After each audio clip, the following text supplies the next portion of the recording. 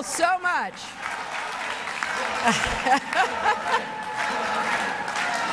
Thank you very, very much. And thank you all so much. It's great being here with a room full of Democrats. And I want to thank Stephanie. I want to thank Debbie and all the elected officials, party leaders, and grassroots organizers who every day help strengthen families and communities across our nation. You're building our party in every county, every district, every state. And I want to be your partner every step of the way. I also want to give a big shout out to a giant of the Democratic Party, someone who's devoted his life to serving his fellow Americans and who has inspired and encouraged so many of us over the years, the great Walter Mondale.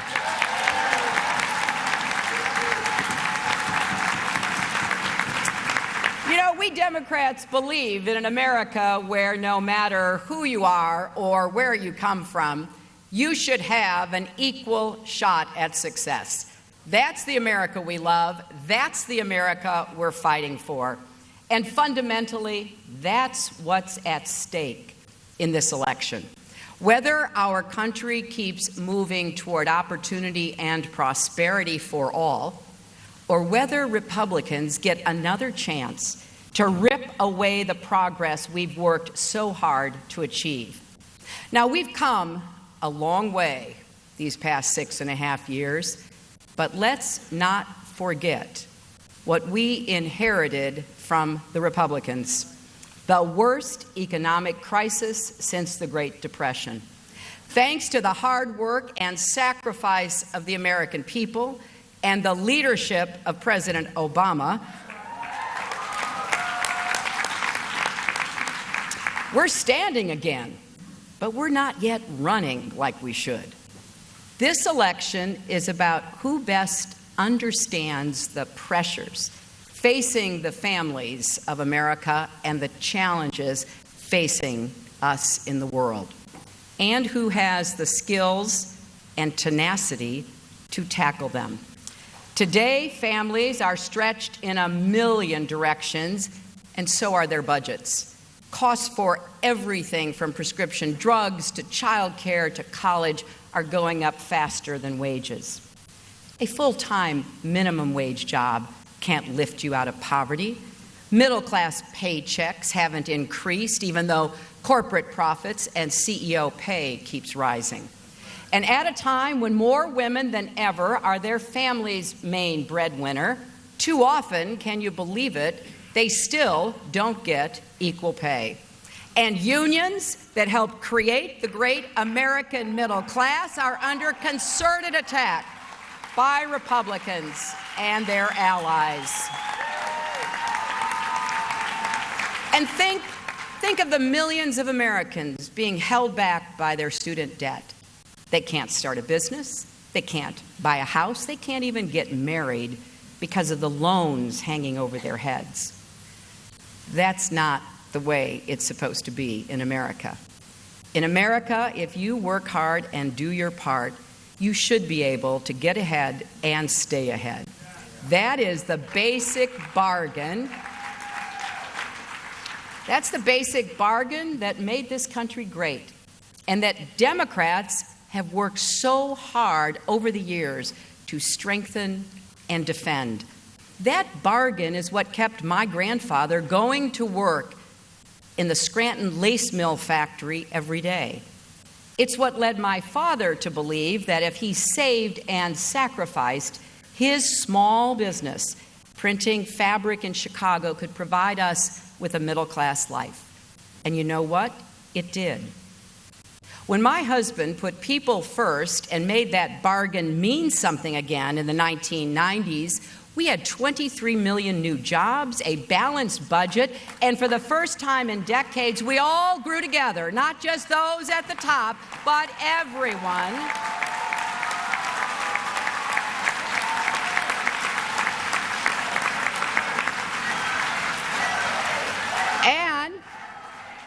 And when when President Obama did it, we pulled back from the brink of depression, saved the auto industry, curbed Wall Street abuses, and provided health care to 16 million people.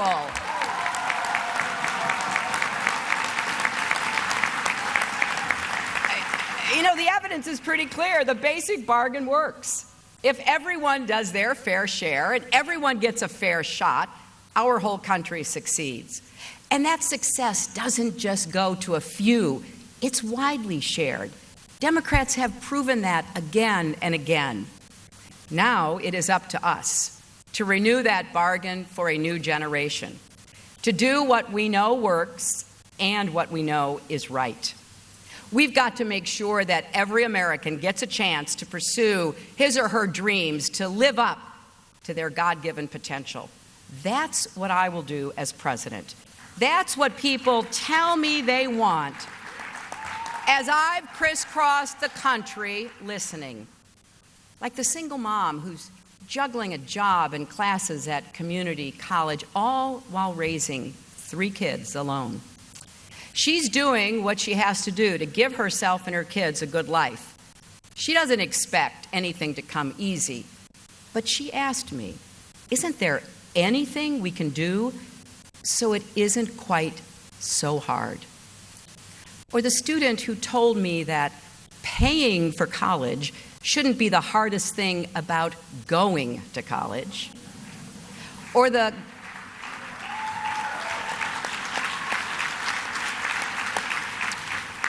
grandmother who's raising her grandchild because her daughter is hooked on heroin, and now she needs help with childcare while she goes back to work. I believe raising incomes and supporting families is the defining economic challenge of our time. And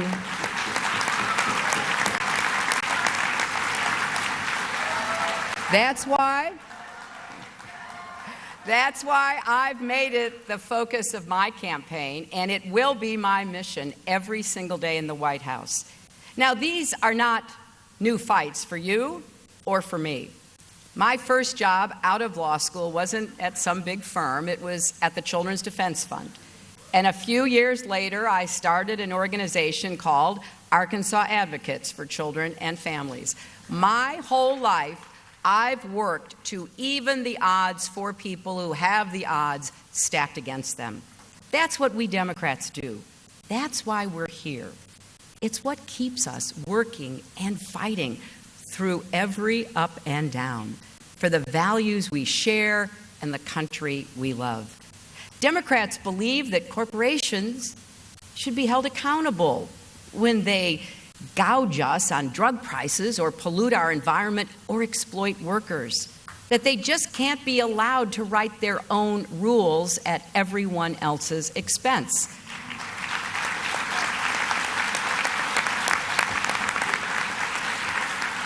I believe in strong growth, fair growth, and long-term growth, that the rewards of our success cannot just go to the wealthy, that when a company does well, shareholders and executives aren't the only ones who should benefit. The people who work at that company day in and day out and produce those profits should share in them too.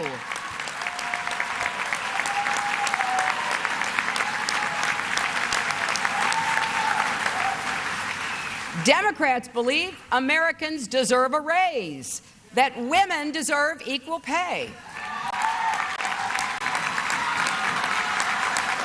We're the ones fighting to help families afford college and make sure you can refinance your debt.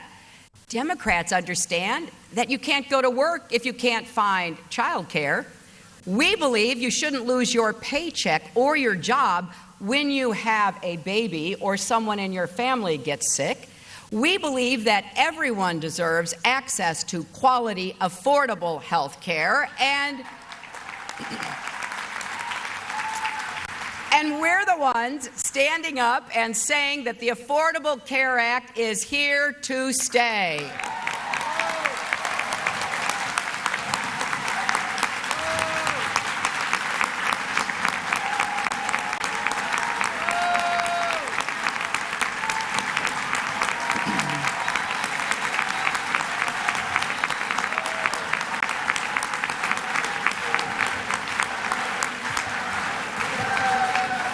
We have come too far and fought too hard to let anyone destroy that now. And we're the ones who want to make Social Security even stronger and who will fight any attempt to weaken America's commitment to our seniors. We believe in a pathway to citizenship for the millions of immigrants in this country who contribute to it every single day. Democrats believe that no matter who you are, what you look like, what faith you practice, or who you love, America has a place for you, and your rights are just as sacred as anyone else's.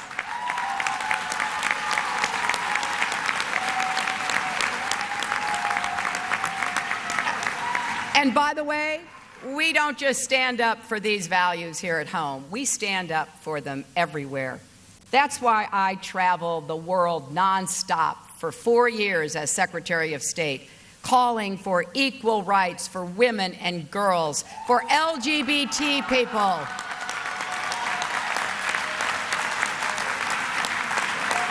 for religious minorities, for all oppressed people, because the United States has always been a beacon of hope to the world, and we need to keep that light shining for all to see. That's what it means to be a Democrat.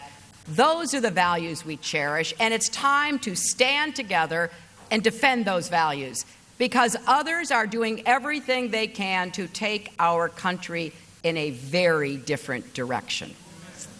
Who watched the Republican debates a few weeks ago? 17 candidates, all trying to outdo each other in their ideological purity, all either oblivious to how their ideas would hurt people or just not interested. Not one of them had a single word to say about how to make college more affordable. Not a word about equal pay for women or paid family leave or quality affordable preschool for our kids so they can get the best start in life. No solutions for skyrocketing prescription drug costs. No promises to end the era of mass incarceration or say clearly and loudly, Black Lives Matter.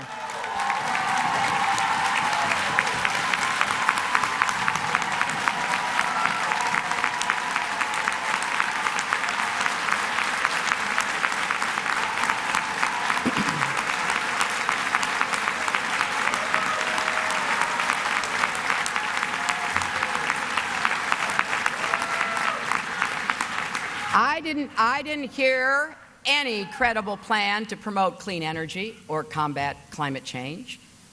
And no one is standing up and saying what we all know to be true. We need to put an end to the gun violence that plagues our communities.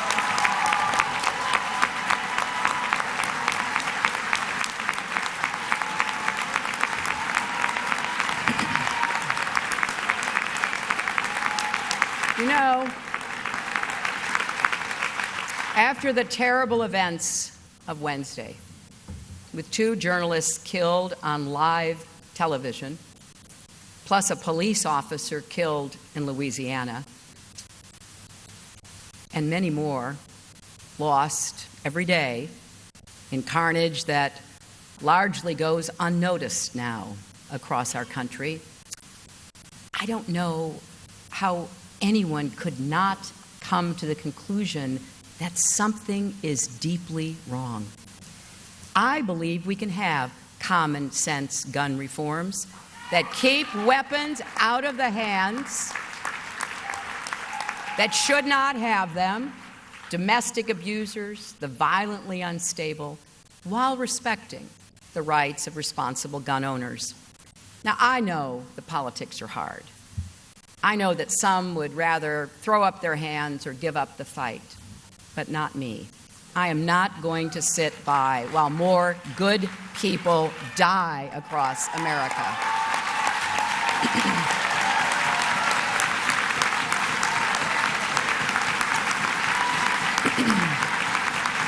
Now, Republicans don't want to hear about any of these things. Their flamboyant frontrunner has grabbed a lot of attention lately. But if you look at everyone else's policies, they're pretty much the same. They're Trump without the pizzazz or the hair. And I got to add, you know, a lot of people have said a lot of things about my hair over the years. So I do kind of know what Donald is going through. And if anyone wonders if mine is real, here's the answer. The hair is real, the color isn't.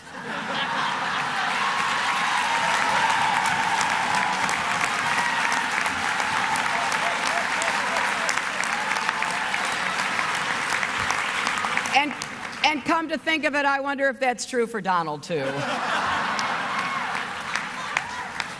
Look, you hear Mr. Trump say hateful things about immigrants, even about their babies. But how many others disagree with him? Or support a real path to citizenship, or draw the line at repealing the 14th Amendment? Today, the party of Lincoln has become the party of Trump. Think about it. Now, of course, Mr. Trump also insults and dismisses women. And by the way, just yesterday, he attacked me once again and said I didn't have a clue about women's health issues. Really? I mean, you can't make this stuff up, folks. Trump actually says he would do a much better job for women than I would. Now, that's a general election debate that's going to be a lot of fun.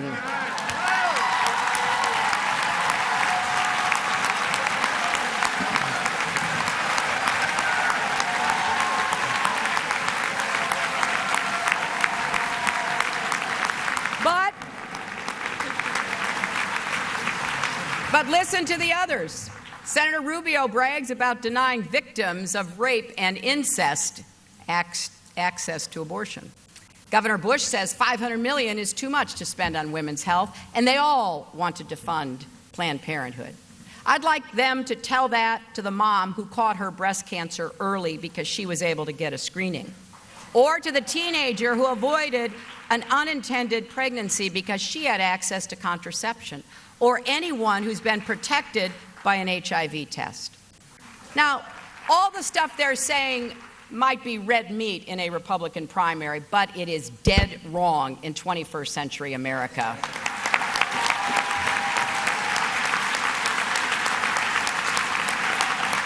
And I know that when I talk like this, some people think, there she goes again with the women's issues. Republicans actually say I am playing the gender card.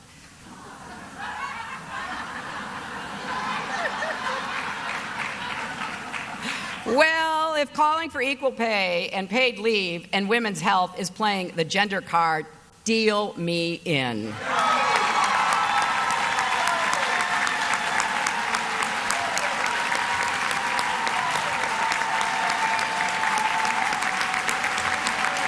So, my friends, we Democrats are not going to sit idly by while Republicans shame and blame women. We're not going to stay quiet when they demonize immigrants, whether they're Latino, Asian, or anything else. We're not going to keep silent when they say climate change isn't real, or same-sex couples are threatening our freedom, or trickle-down economics works. We can't let them take us backwards, so we're going to fight and we're going to win. And I'll tell you, it's no secret that we're going up against some pretty powerful forces who will say, do, and spend whatever it takes to advance their out-of-touch, out-of-date agenda. As far as they're concerned, if our democracy pays the price, so be it. We have lived through this before. The robber barons of the late 19th century handed public officials bags of cash. Now we have secret, unaccountable money that distorts our elections and drowns out the voices of everyday Americans. We need justices on the Supreme Court who will protect every citizen's right to vote.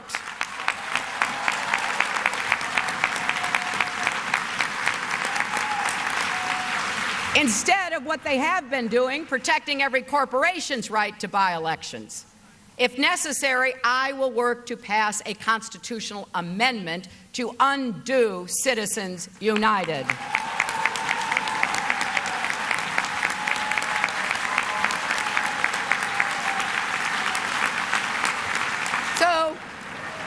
Make no mistake, this isn't going to be easy. You know that, and I know that. But I have been fighting for families and underdogs my entire life, and I'm not going to stop now. In fact, I'm just getting warmed up.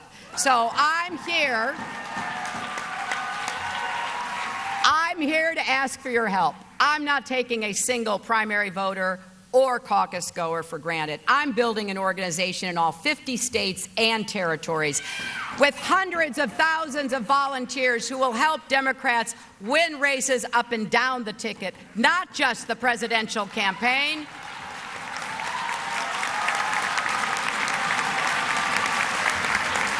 Look,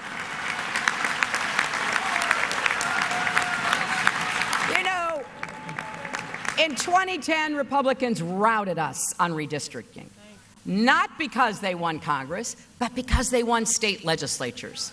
And look where we are now. We can't ever let that happen again. It's time to rebuild our party from the ground up, and if you make me the nominee, that's exactly what I will do.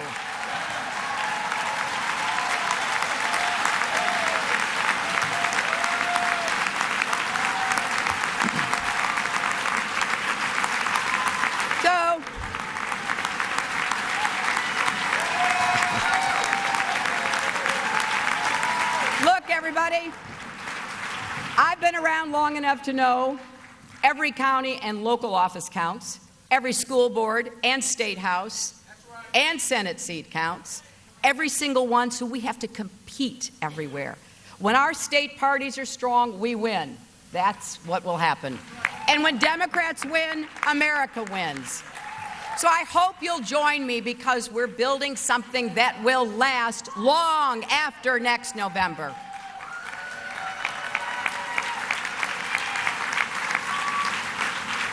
I want to be president to take on all the big problems that fill our screens every day at home and around the world. Other candidates may be fighting for a particular ideology, but I'm fighting for you and your families. I'll take on the kinds of problems that keep people up at night. How are you going to work if you can't find anyone to watch your kids? What happens if you lose that job you worked so hard to find? Where can you turn when that loved one who's battling addiction or struggling with mental illness finally wants help? All the challenges that millions of Americans deal with every day that they talk to me about, challenges that our leaders should care about, but that don't get nearly enough attention. I am paying attention. I hear you, and I want to be the president to fight those fights too, to fight for every American every day, to fight for each and every one of you. Now, let me say at the end here that, you know, I am a proud new grandmother of an 11-month-old extraordinary granddaughter, Charlotte. And obviously, her parents and Bill and I will do everything we can to make sure she has every opportunity to pursue her dreams. But you know, that's not enough. Because what kind of country and world will she grow up to live in that all of America's children will live in? You shouldn't have to be the granddaughter of a former president and secretary of state to succeed in America. I want the granddaughters of factory workers and the grandsons of farm workers to have exactly the same chance. So let's keep working with all our hearts toward a better future for all our children and grandchildren. They deserve to live in an America where everyone has a shot at achieving their dreams, where everyone gets to live up to their potential. And yes, where a father can say to his daughter, you can be anything you want, even President of the United States. Thank you all. God bless you.